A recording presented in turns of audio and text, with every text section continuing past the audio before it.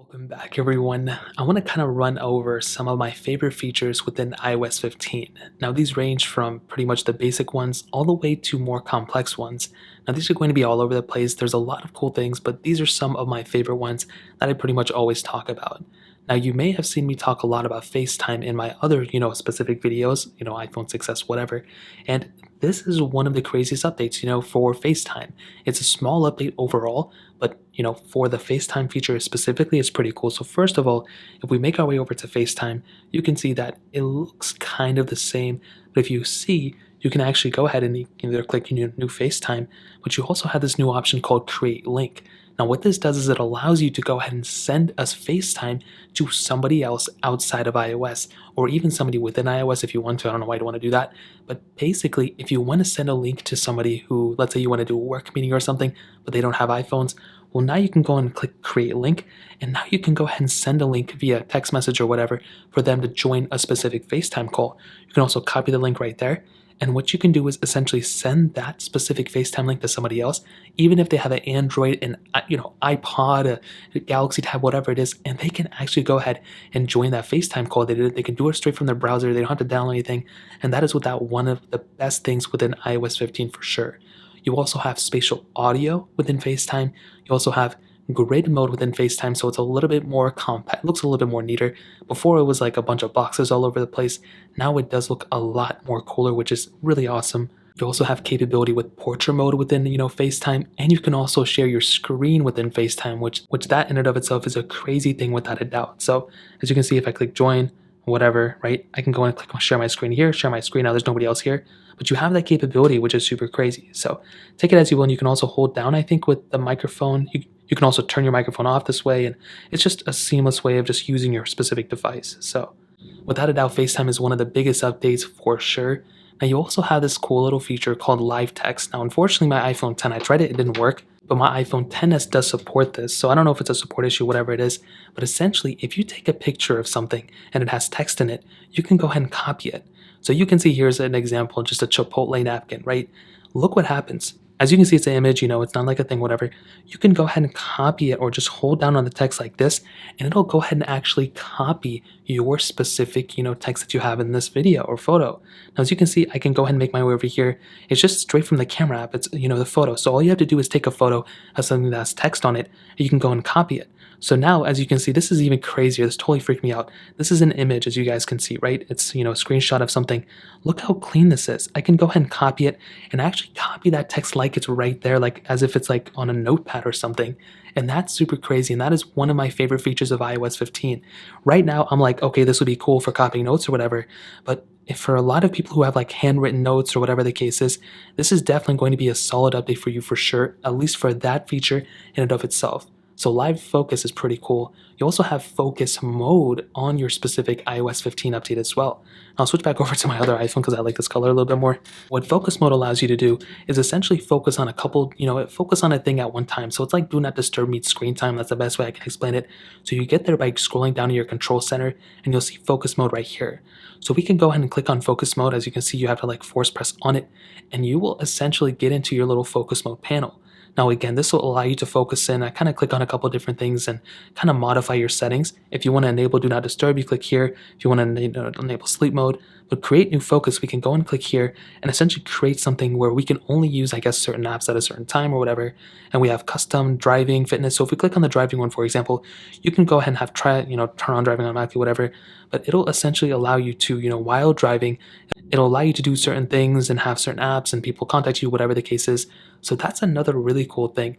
I like focus mode. It's not really for me. I don't even use do not disturb mode. I don't use any of that stuff.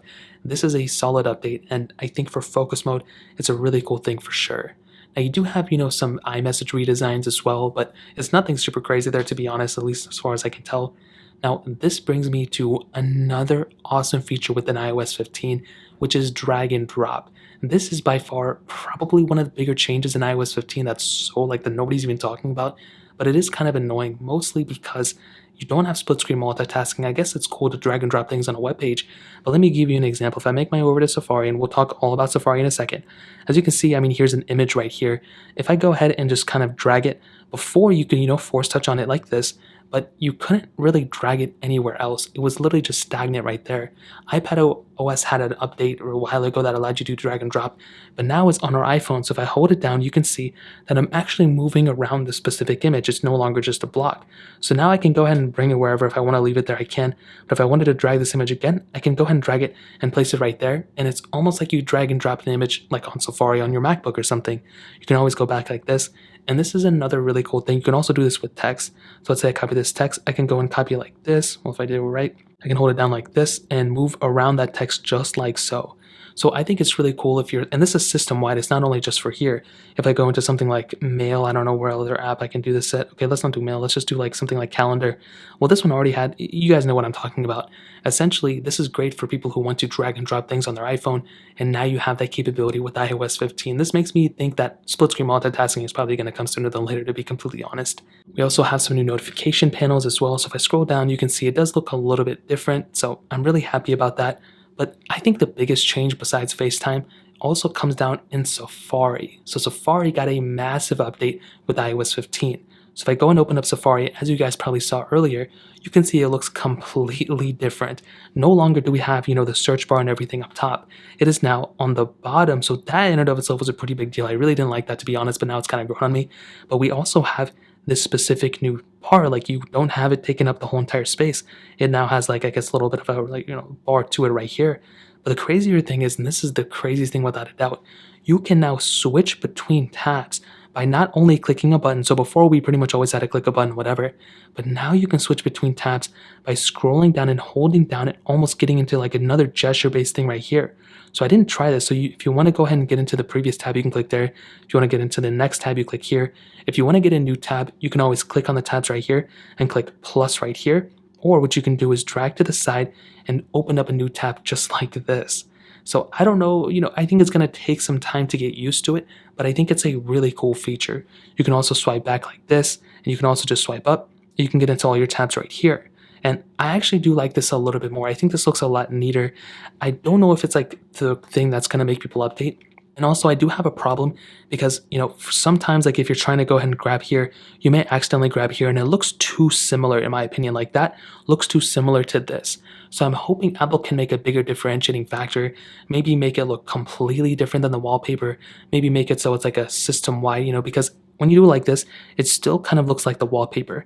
And this also is the wallpaper. So hopefully Apple can change that. I'm not really too big of a fan of it. You can always swipe out of tabs, I think, by clicking here. So I think that's always been there.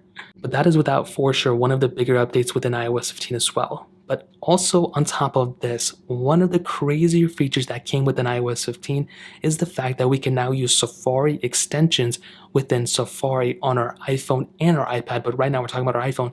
That is a crazy thing. Now, I have not been able to see exactly where those extensions are. I don't think there's too many because I think, developers are going to have to support them. But if I go into my Safari settings in my settings app, let's see if there's a settings for extensions. And so far, I don't see it. Like I mentioned, it may not be coming in this specific update, but it may be coming sooner than later. And I genuinely cannot wait until that comes out. And as you can see, there's a bunch of stuff right here. But sooner than later, that may actually... Oh, so right here, there is extensions. So as you can see, if I go and click on more extensions, let's go ahead and see which extensions are available. And it takes me straight to the App Store. And there are a bunch of, extensions already. I was not expecting that. So now if I wanted to go back, I guess I have to click here every single time. I hope that's not the case. And as you can see, it says, Safari extensions. I can go and click see all. And we already have a bunch of them. That's actually pretty impressive. And this was one of my favorite things about this specific thing. You have ad block, even though that's crazy. So I cannot wait for us to go ahead and get, some sort of more updates on the extension side. But those are essentially some of my favorite updates within iOS 15. Like I mentioned, you should not install this update just yet. Do not install it. But it's a very cool update. And even though it's not that big, it brought a couple cool things. I'm kind of happy about it. But I'm more happy that they supported the iPhone success. So that's essentially it. If you guys have any other questions or anything, let me know in the comment section below. Hit the like button, that means so much, but definitely hit that subscribe button. Every single subscriber that we get really does count, so it means so much if you guys can hit that. More importantly than everything else, I love every single one of you guys. Hopefully I'll catch you guys in the next video. Peace out till then.